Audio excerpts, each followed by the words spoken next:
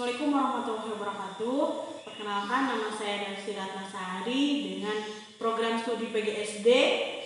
Pada kesempatan kali ini saya akan menampilkan praktek pembelajaran UKIN PPJ dalam jabatan Angkatan 4 Universitas Medan dengan nomor NIM 921341124, nomor PPG 201503059334.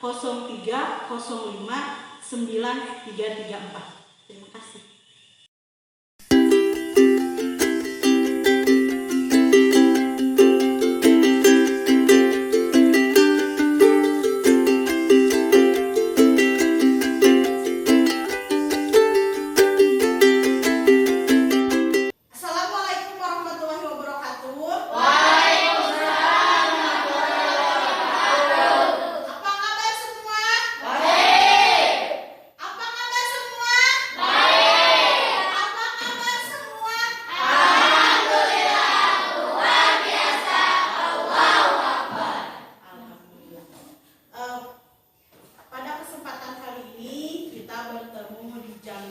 Siang ini untuk melakukan pembelajaran.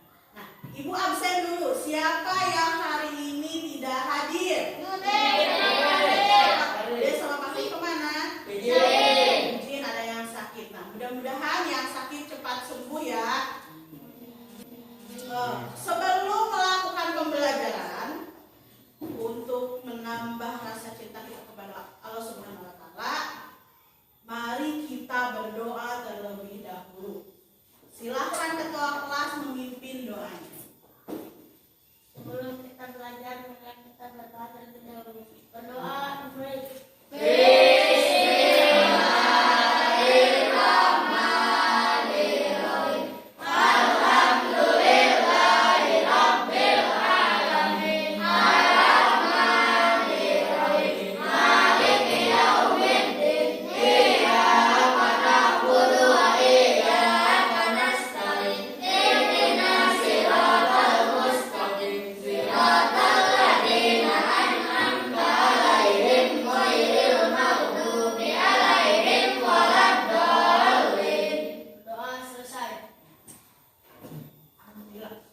mudah-mudahan dengan berdoa pembelajaran kita hari ini berjalan dengan lancar. Amin ya Allah. Nah, untuk menambah rasa nasionalisme kita, mari kita nyanyikan lagu Indonesia Pusaka. Silahkan pimpin, Latifah pimpin lagu. Yang lain boleh berdiri.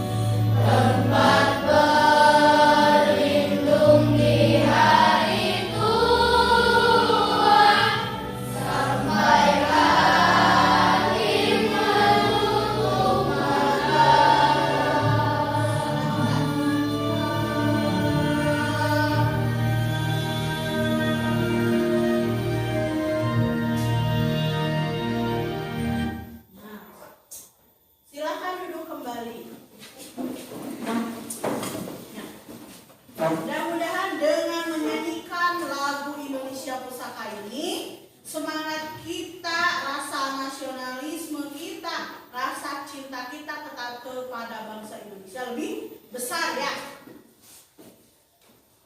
Siapa orang tuanya di rumah yang berwirausaha? Sani menjahit. Nah, ibunya atau ayahnya? Ibu menjahit. Ada lagi?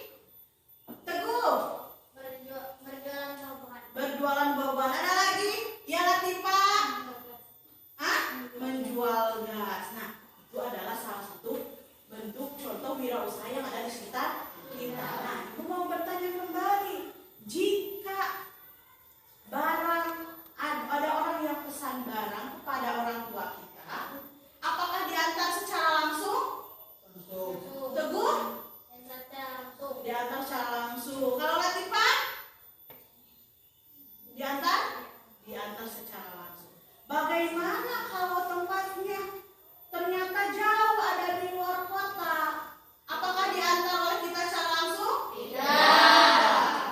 Menggunakan apa kalau tidak langsung seperti itu? Kurir. Menggunakan kurir, ternyata menggunakan orang lain untuk mengantarkan barang kita. Nah, pada kesempatan kali ini tujuan dari pembelajaran hari ini adalah yang diharapkan kalian bisa menganalisis cara mengisi formulir pengiriman barang dengan benar.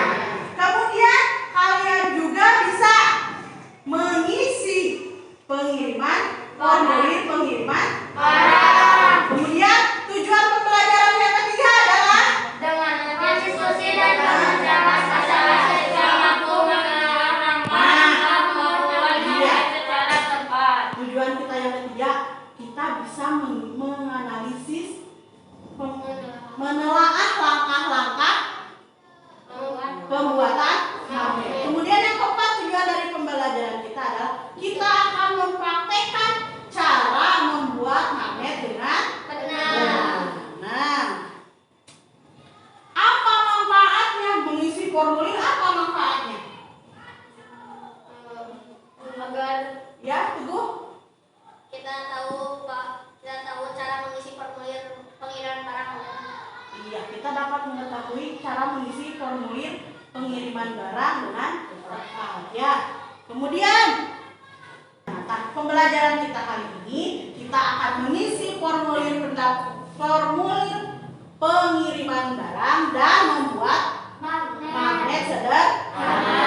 Nah, coba kalian perhatikan dulu video berikut ini.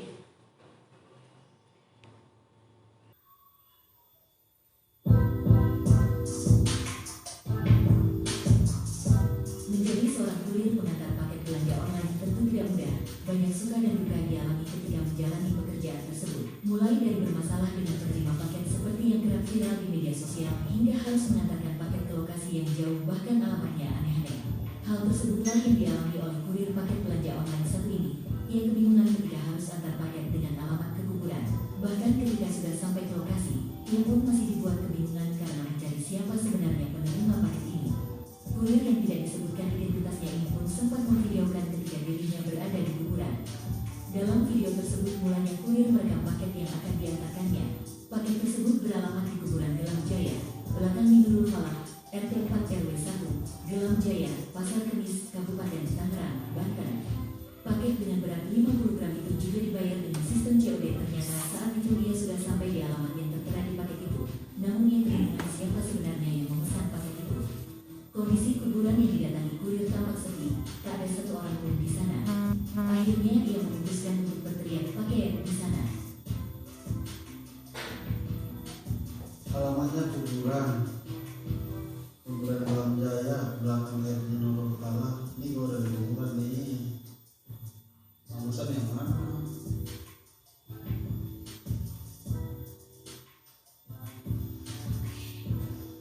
Paket.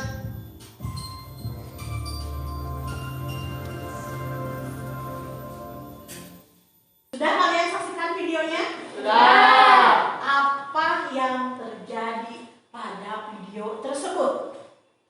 Pada Seorang kurir kebingungan saat mengantarkan paket karena formulir paket tersebut diisi dengan alamat paket tersebut diisi dengan tidak benar. iya. Ada lagi? Teguh. Apit. Apa yang terjadi, Pip? Pada video tadi apa yang terjadi?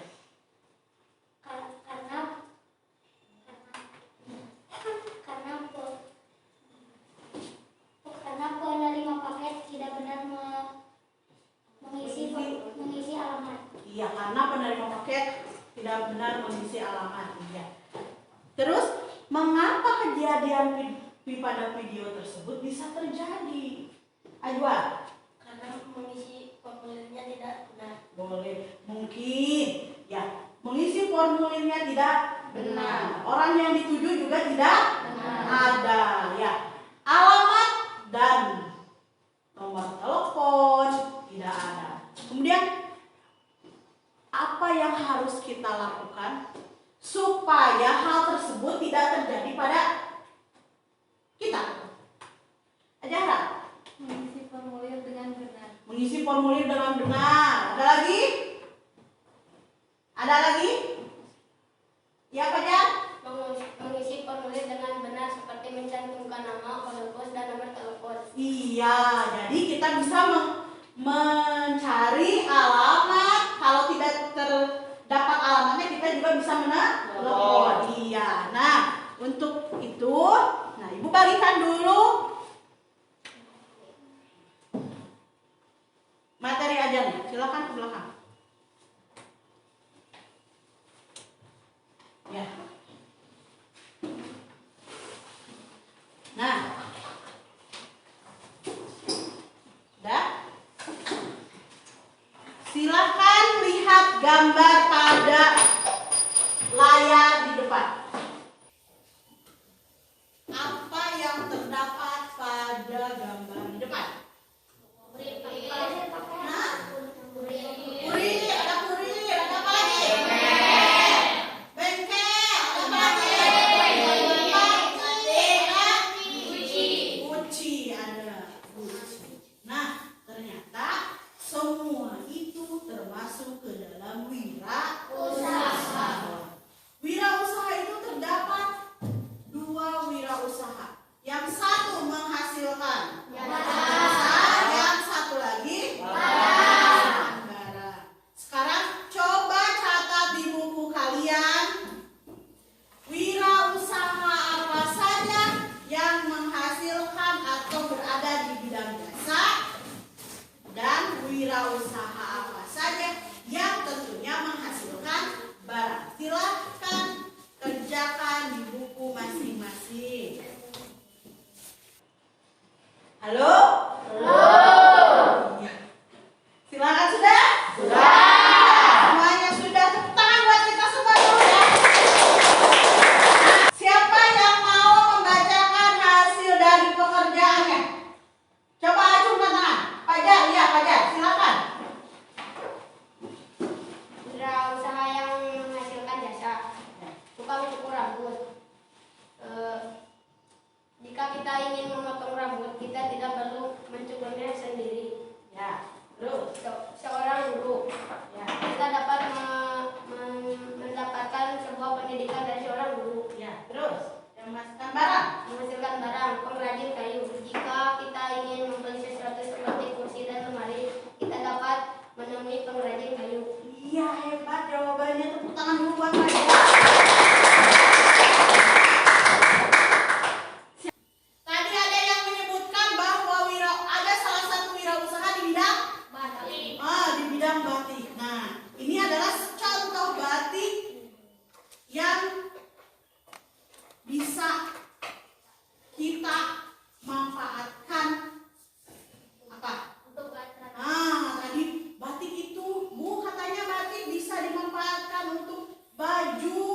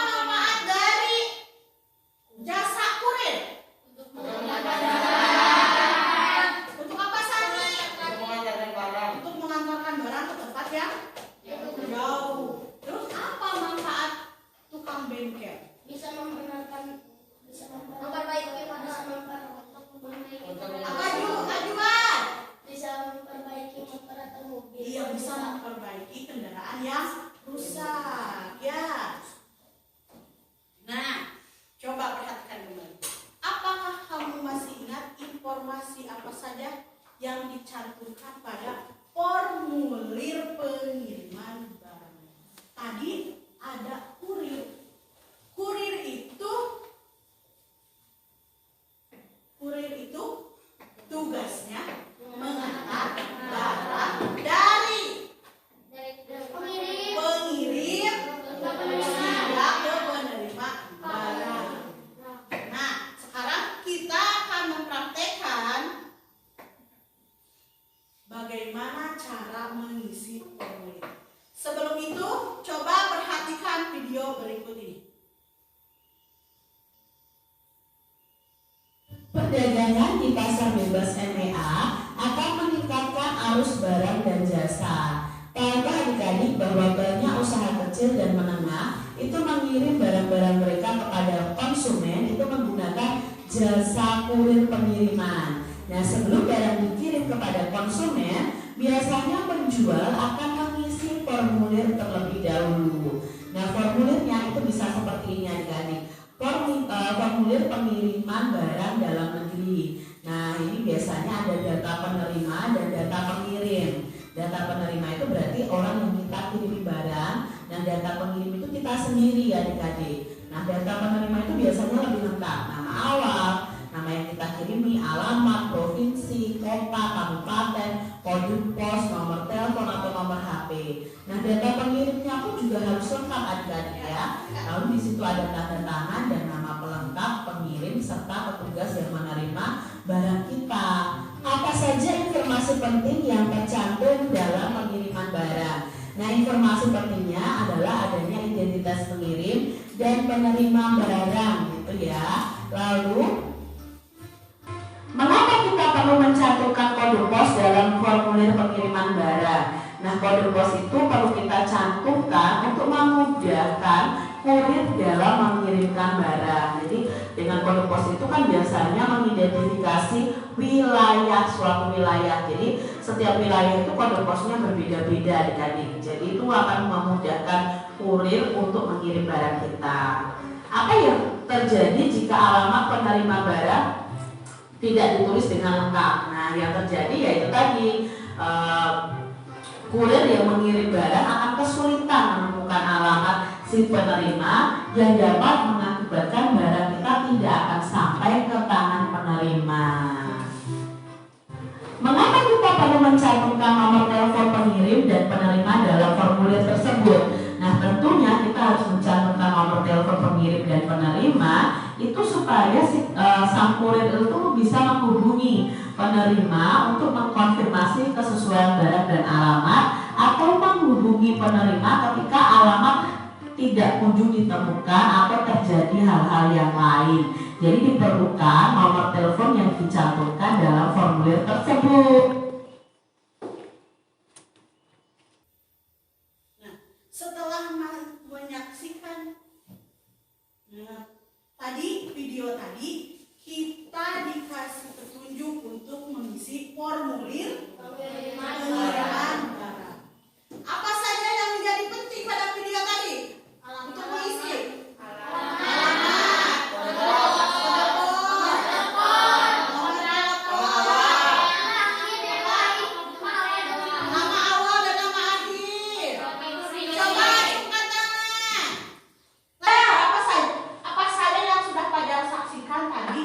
Untuk mengisi formulir pengiriman barang. Apa saja yang harus ada?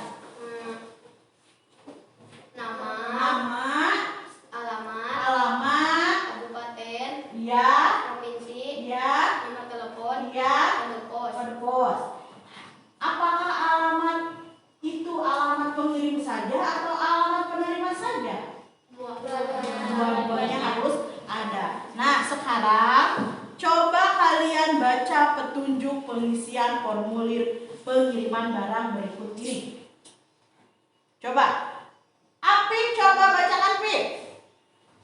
Petunjuk pengisian formulir pengiriman barang. Ya. Satu, istilah data penerima dengan huruf besar. 2, istilah nama awal penerima dengan jelas dan benar. Ya. 3, istilah nama akhir penerima dengan jelas dan benar. 4, istilah alamat lengkap penerima, nama jalan, nomor rumah, RT dan RW kelurahan dan kecamatan. 5, istilah kota atau kabupaten di mana penerima berdomisili. 6, 6. Istilah provinsi di mana penerima berdomisili. 7. Istilah kode pos wilayah di mana penerima berdomisili. 8. Istilah nomor telepon penerima. Nah, ini adalah petunjuk pengisian formulir barat untuk data penerima. Sekarang tadi ada penerima, berarti ada pengirim. Nah, ini adalah untuk data pengirim. Apa saja data pengiriman yang harus ada, Nesya? 1. Istilah nama pengirim dengan huruf besar. 2. Ya. Istilah nama awal pengirim dengan jelas dan benar. 3. Istilah nama akhir pengirim dengan jelas dan benar. 4. Istilah alamat lengkap pengirim, nama jalan, nomor telepon, nomor rumah, RT dan RW, kelurahan dan kecamatan. 5. Istilah kota atau kabupaten di mana pengirim berdomisili. 6. Istilah provinsi pengirim di mana pengirim berdomisili. 7. Istilah kode pos wilayah di mana pengirim berdomisili.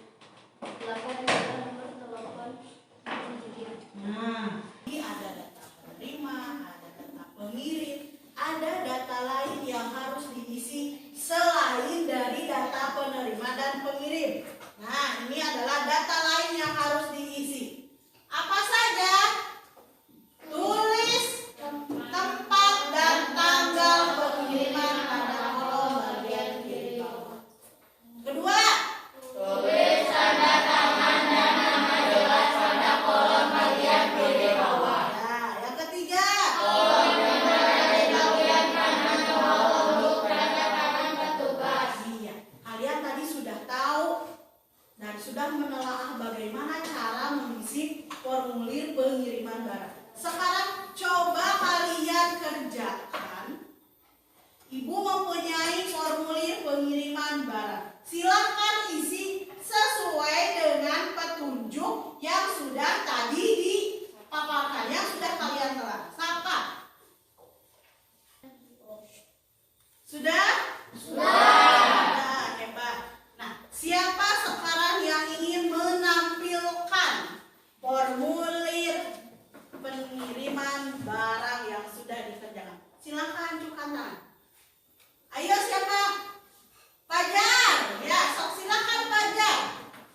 Data penerima, nama awal Adwan, nama akhir Taufik Hilmi, alamat penerima RT 04 RW 03 Desa Kadangsari, Kecamatan Sukanama, Provinsi Jawa Tengah, Kota Kabupaten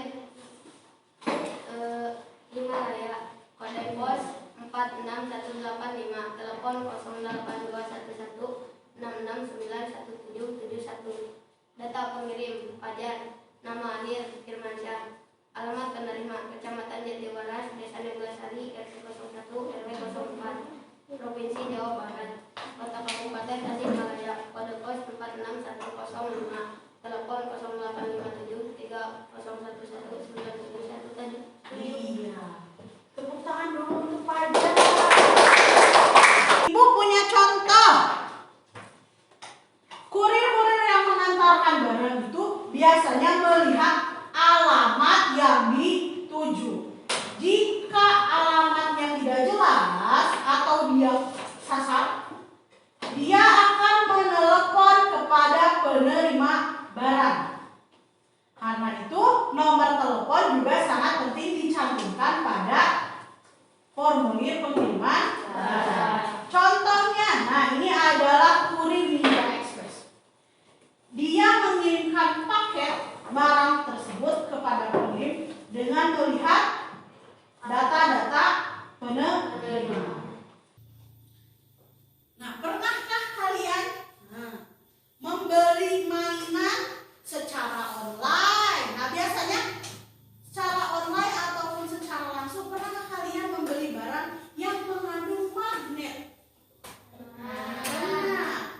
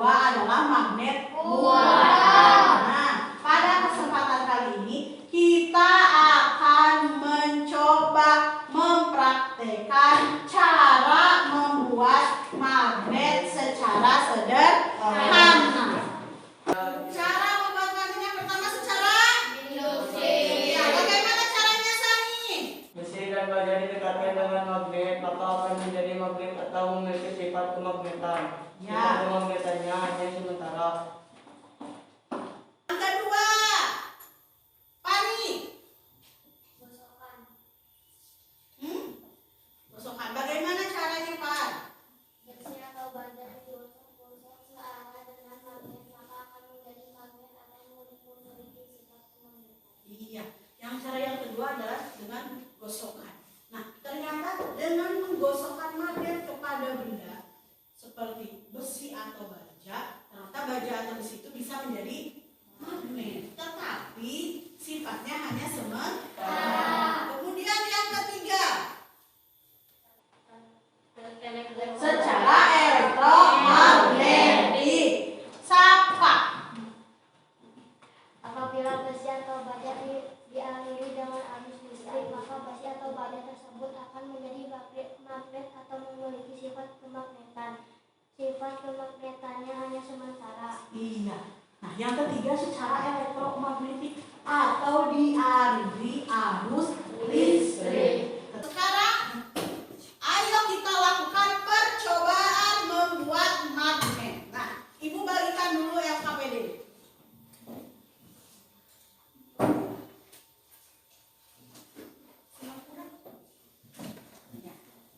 Nah, silakan baca petunjuk pengerjaannya. Nanti Ibu bagikan dulu magnet.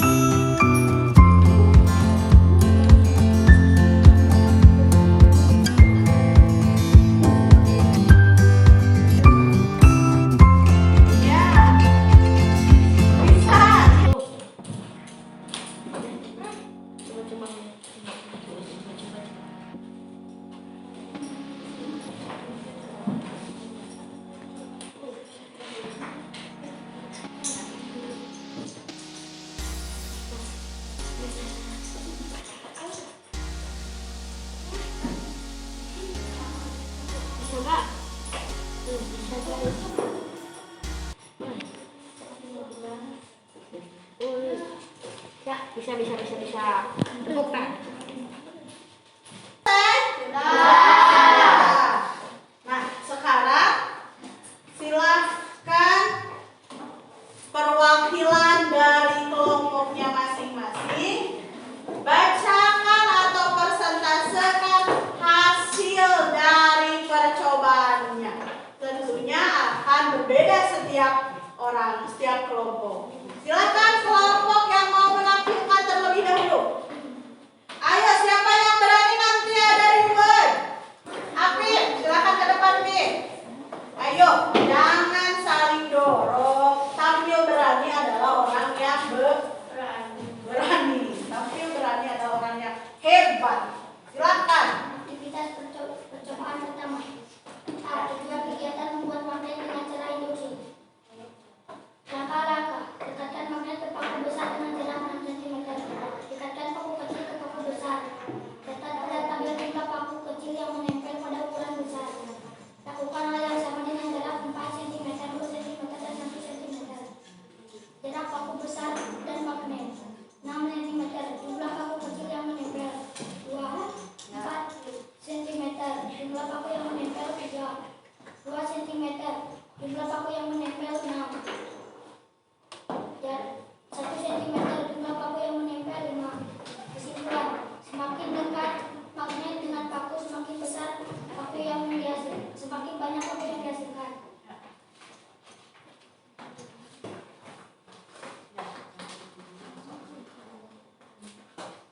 Tujuan kegiatan membuat magnet dengan cara menggosok. Jumlah gosokan 5 kali gosokan. Jumlah paku yang menempel 2. 15 kali gosokan 5 paku yang masih menempel. 30 kali gosokan 5. Semakin banyak gosokan, kesimpulan semakin banyak gosokan, semakin banyak paku yang menempel. Membuat magnet dengan cara elektromagnet. Jumlah lilitan 5 kali lilitan. Jumlah paku yang menempel 5. 10 lilitan. 6 paku yang menempel. 20 lilitan. Jumlah paku yang menempel 8. Kesimpulan, semakin banyak lilitan, semakin banyak paku yang menempel. Ya, tepuk tangan untuk kelompok Indonesia.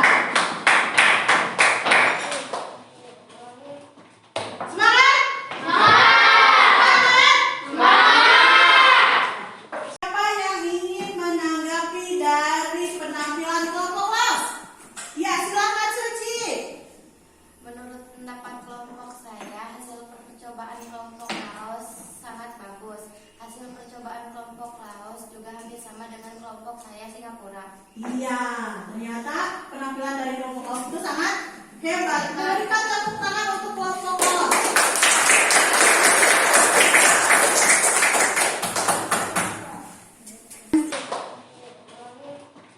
Semangat! Sudah semakin siang, semangatnya semakin menurun. Nah, untuk percobaan kali ini ternyata ada yang berhasil, ada juga yang belum berhasil. Nah, untuk percobaan kali ini banyak yang sudah berhasilnya ya. Nah, untuk sekarang penampilan dari kelompok 1, kelompok 2, kelompok 3 ternyata sudah hebat, berani menampilkan, berani menjadi pembicara di depan. Nah, sekarang apa kesimpulan dari praktek kita hari ini? Kita tahu cara membuat magnet. Ya, teguh. Ya, teguh.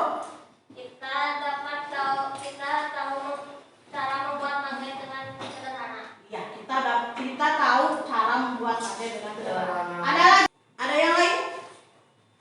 Ajara, bagaimana dengan kesimpulan dari praktek kita hari ini? Praktek kita hari ini. Mengetahui cara membuat magnet dengan 3 cara, Itu? induksi, gosokan, dan elektromagnetik. Iya. Minta tepuk tangan untuk Jahra. Kita pada praktek kali ini kita mengetahui cara membuat magnet secara sederhana, yaitu 1. Induksi, 2. Menggosok, 3. Dengan cara elektromagnetik. Nah, bagaimana pembelajaran hari ini?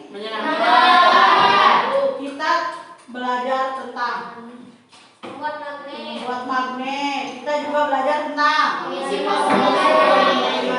Nah, apa yang kamu pahami pada pembelajaran kali ini? Pani, apa yang Pani pahami dalam pembelajaran hari ini? Bisa mengetahui cara membuat mempraktekkan. Ya, terus pembelajaran hari ini apa saja? Siapa?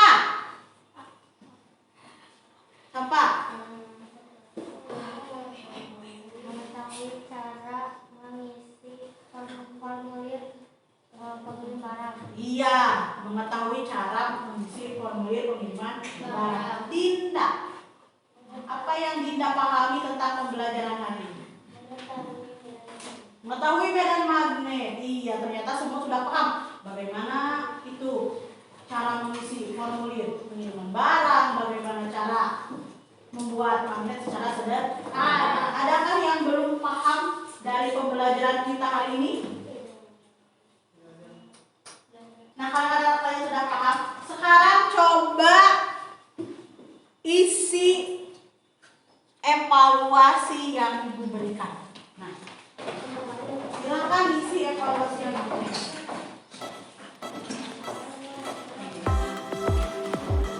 Ke belakang.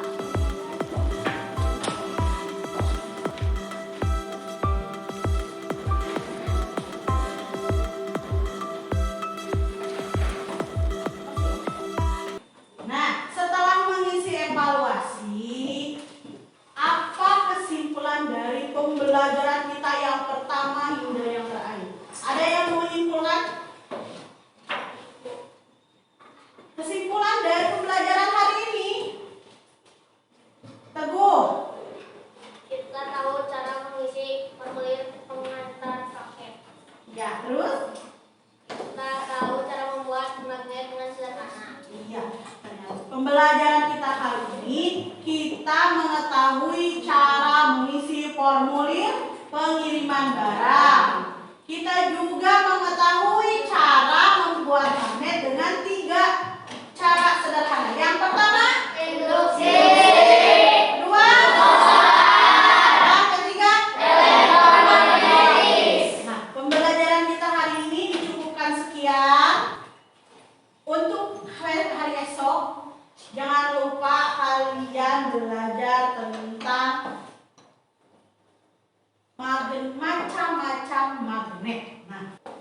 untuk mengakhiri kegiatan kita hari ini, silahkan ketua kelas pimpin doanya terlebih dahulu. Sebelum kita mulai, kita berdoa terlebih dahulu. Berdoa.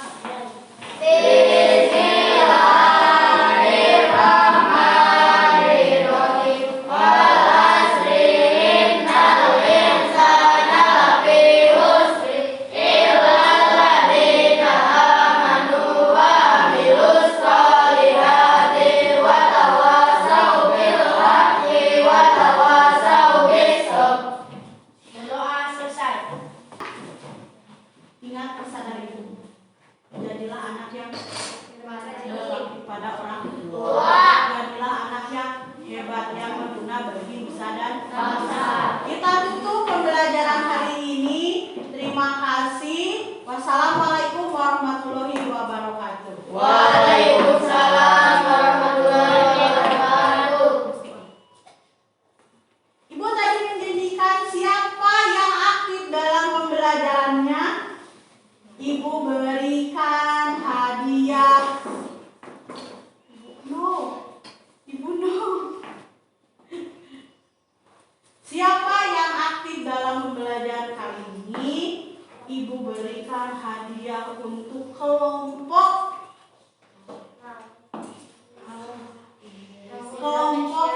aktif.